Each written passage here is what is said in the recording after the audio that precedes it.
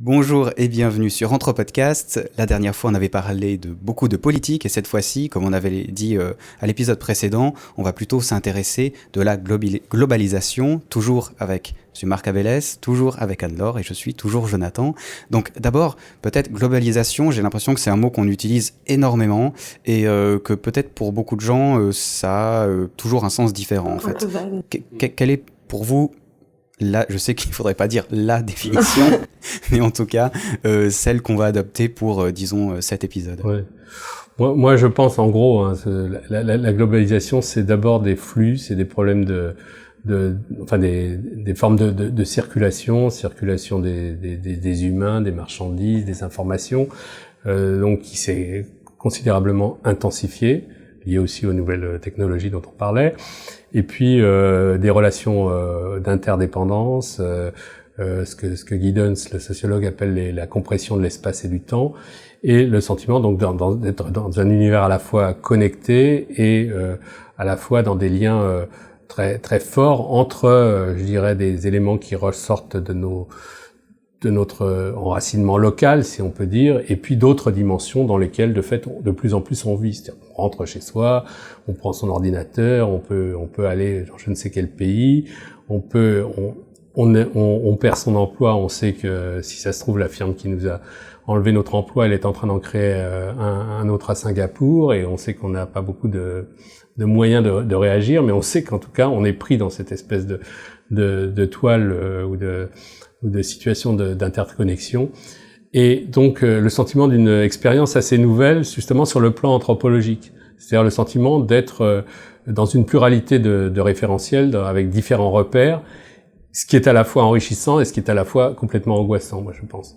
Donc c'est là-dedans qu'on vit, c'est-à-dire que je vois mes enfants, par exemple, avec leurs jeux vidéo qui communiquent avec des gens qui sont en Amérique latine, des gens qui sont en Turquie, j'assiste à ça, je vois qu'ils sont dans cet univers, je ne sais plus très bien lequel, que ça occupe une partie très précise de leur temps matériel, qui est une grande partie quand même. Peut-être que les miens sont pas très très disciplinés en la matière. Mais en fait, je vois que, voilà, et je sais que beaucoup d'entre nous, moi y compris, sont aussi pris dans tous ces systèmes de communication et ont cette perception d'un univers qui est un univers très très vaste et où on a du mal en même temps à se situer. Donc c'est pour moi c'est ça, c'est l'expérience anthropologique de la globalisation.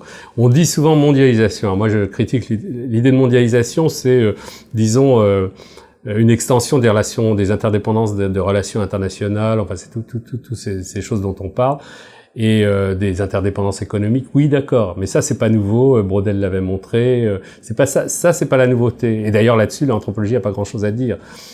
Ça c'est plutôt une affaire d'économie, d'historiens, de sociologues. Non, nous ce qu'on peut dire c'est comment finalement on vit dans un imaginaire qui n'est plus ce qu'il a pu être à cause de cette transformation, qui est une transformation, je dirais, structurelle profonde. Et ça, je le prends au sérieux. Et c'est pour ça que je parlerai de global, de sentiment du global et je dirais, de dialectique entre le local et le global. Ça, on est pris dans cette chose-là. Alors, de fait, ça génère aussi des questions concernant, évidemment, les disparités entre les pays concernés, l'appauvrissement de certains, l'enrichissement d'autres, l'émergence aussi de nouvelles puissances. Alors là, il y a beaucoup de choses qui se sont dites et écrites. Et puis, il y a aussi cette idée que comment gérer tout ça, quoi. Comment gérer le désordre ambiant ou le nouvel ordre, je sais pas ce qu'il faut appeler, mais enfin, c'est une des grandes questions. C'est-à-dire, chaque individu maintenant sait qu'il est en face, on parlait de la pollution ou de je sais pas quoi, de problèmes écologiques du climat. Eh ben oui, mais on sait qu'on va pas le régler au niveau franco-français, au niveau suisse, au niveau... Non, ça ne peut se faire que qu'avec un changement d'échelle assez radical. Et comment penser et comment surtout agir dans ce changement d'échelle. C'est ça la question, c'est ça le challenge.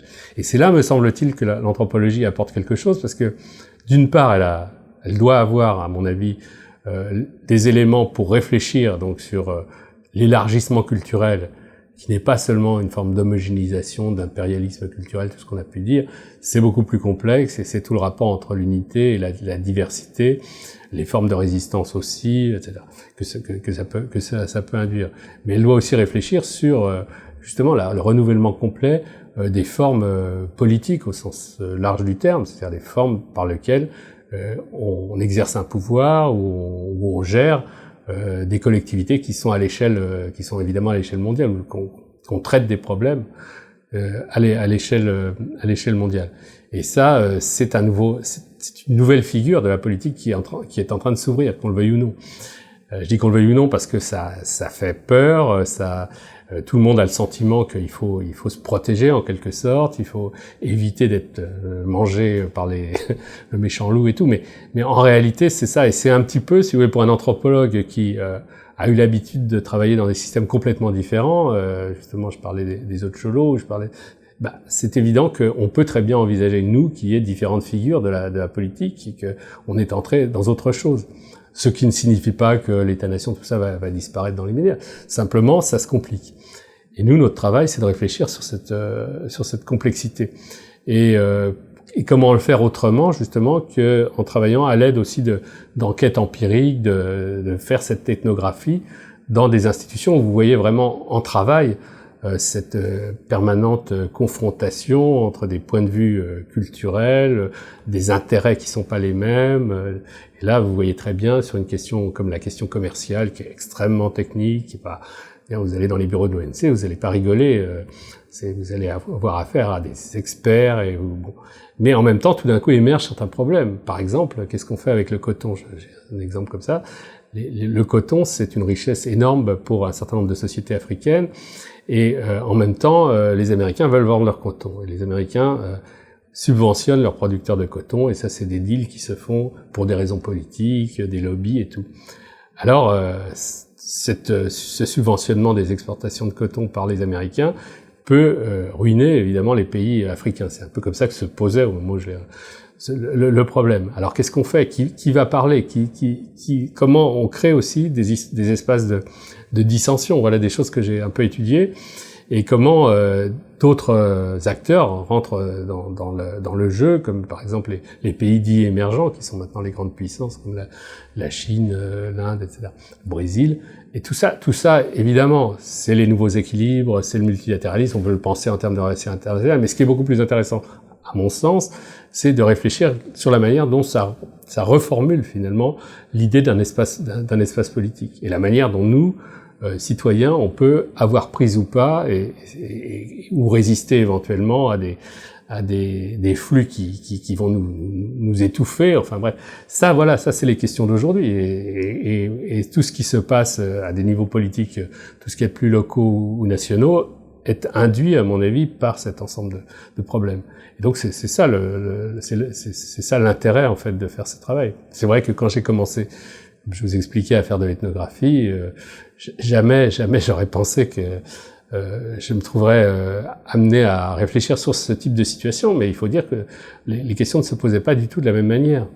Et pareil, si vous voulez, pour les sociétés, alors là je parle sur le plan culturel, c'est vrai qu'aujourd'hui, je suis retourné à Otcholo par exemple, les gens qui à l'époque, quand ils avaient un peu de moyens, se faisaient des grandes fêtes somptuaires pour acquérir des titres donc de prestige, eux ils se demandaient s'ils allaient pas plutôt s'acheter des vidéos enfin bref, et eux me disaient est-ce que tu peux nous aider par rapport à telle ou telle ONG internationale pour faire booster un peu notre économie, et puis tu pourras utiliser tes vieilles photos et tout ça et faire une exposition, et voilà. Et j'étais plutôt moi la discussion, c'était moi le tenant d'un patrimoine qui pouvait leur servir dans des négociations. Enfin, vous voyez, c'était complètement autre chose. Je parlais plus du tout avec les gens, étaient dans le monde, enfin sur la planète, dans le global d'une certaine manière. Et c'est aussi une des questions, c'est-à-dire que l'idée d'une altérité absolue, si tant est que ça a pu avoir un sens, là, ça ne peut pas faire sens. C'est-à-dire que, là encore, nos interlocuteurs, c'est des gens qui nous renvoient. Je vois mes collègues qui travaillent avec des moyens informatiques et qui sont en permanence en relation avec les gens sur lesquels, les sociétés ou les personnages avec qui sont leurs interlocuteurs sur le terrain, donc ils reviennent, donc il y a plus, bon, ça c'était aussi quelque chose de totalement impensable, donc les gens ont accès à leurs informations, ils font des films, donc les gens peuvent protester sur la manière dont on donne une image d'eux, etc. Alors que là, qu'est-ce que les échelots ils pouvaient dire? Moi, je rentre. Enfin, je prends mon cas, mais je pense que c'était assez partagé. Il y avait une distance réelle, bien réelle.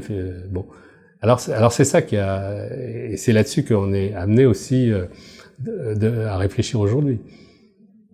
Je trouve génial. Alors du coup, il y a, peut-être pour pas vous prendre trop de temps non plus, il y a des jeunes anthropologues ou des jeunes étudiants en anthropologie qui nous écoutent. Qu'est-ce que vous auriez à leur dire justement? Vous avez énormément d'expérience. Là, on voit que visiblement, il y a encore une foule de choses à étudier et que ça aura en plus de ça une réelle importance, en tout cas que ça peut en avoir une. Qu'est-ce que vous leur diriez ou qu'est-ce que vous dites à vos élèves? Ce que je leur lis, c'est déjà d'élargir leur propre perspective en ayant pas seulement une culture purement anthropologique ou de sciences sociales, déjà d'avoir une réflexion un peu philosophique, de s'ouvrir un peu l'esprit, de regarder aussi à élargir aussi la gamme de leurs instruments, pas seulement, bon, il y a l'écriture, il y a l'image, mais réfléchir aussi d'un point de vue un peu critique, parce que il y a une mode qui veut qu'on soit passé plutôt de l'écriture à l'image, donc on fait du documentaire, mais qu'est-ce que c'est? Moi, les documentaires, la plupart du temps, je m'ennuie à mourir. Je sais pas, j'ai pas besoin. Enfin, et en plus, avec l'internet, avec la rapidité des choses, qu'est-ce que c'est que le temps, par exemple, l'image et le temps. Comment réfléchir justement, par exemple, sur les temporalités aujourd'hui, sur la façon, sur les urgences, puis ce besoin quand même de justement prendre du recul en prenant son temps. Je leur dis, prenez votre temps quand vous êtes sur le terrain. S'immerger, bon, c'est une chose, mais en réalité, c'est être dans son propre temps et de ne pas céder, mais ça c'était valable déjà autrefois, on peut dire, c'est-à-dire garder cette espèce de maîtrise sur le temps qui passe. Ça a l'air de rien, mais en fait, on est très vite pris dans cette espèce de mouvement, dans cette espèce de dynamique, et on finit par être une sorte d'acteur sans l'être vraiment. C'est pas tout à fait, quand on dit observation particulièrement, moi je veux bien, mais c'est plus compliqué. Donc cette dimension me paraît importante. Et puis je pense que en termes je pense qu'il faut rester assez attaché. On parle beaucoup d'anthropologie multisite et je pense que c'est une notion intéressante et que j'ai moi-même pratiquée. Mais en même temps, je pense que l'aspect aussi de localisation, le rapport à un certain territoire, c'est une notion forte aussi d'anthropologie, de recréer dans une certaine mesure du territoire, même du territoire symbolique. Enfin, ça, c'est une chose sur laquelle on est amené à discuter, parce que là encore, l'urgence, l'image, c'est là-dessus que on doit, à mon avis, intervenir, et c'est là-dessus qu'on peut avoir une anthropologie qui est aussi une anthropologie critique. Enfin là, dans ce sens-là, enfin, parce que le critique c'est très vaste, mais enfin avoir voilà, c'est ça que je recommanderais. Mais il y a du travail, oui, il y a du pain sur la planche, comme on dit. C'est plutôt encourageant, du coup. Alors, est-ce que, peut-être, Anne-Laure, t'aurais une dernière question à poser? Est-ce que plutôt, du coup, pour des gens qui seraient pas anthropologues, plutôt des curieux, quels conseils vous pourrez leur donner, plutôt dans quel piège vous leur conseillez de ne pas tomber au niveau des représentations du monde, etc., pour justement essayer d'avoir une vision critique, mais sans être un spécialiste de l'anthropologie? Moi, je pense qu'on est dans un univers où on produit sans cesse des stéréotypes. Et ça, je le dis de manière assez générale et assez formelle.